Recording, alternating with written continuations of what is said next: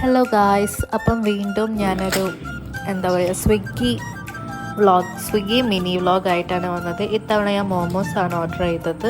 Order ചെയ്യാനുള്ള കാരണം ഞാൻ ജിമ്മിൽ പോകാൻ പോവുകയാണ് ഗായ്സ്.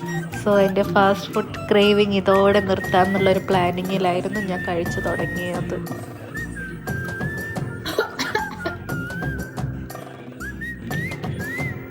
സോ മൺഡേ തൊട്ട് ജിമ്മിൽ പോകാമെന്നായിരുന്നു വിചാരിച്ചത്. ഞാൻ സർജറിക്ക് ശേഷം എല്ലാം വാരി വലിച്ച് കഴിക്കലുണ്ടായിരുന്നു. 1 വീക്കോളം എനിക്ക് കഴിക്കാനൊന്നും പറ്റൂലായിരുന്നു.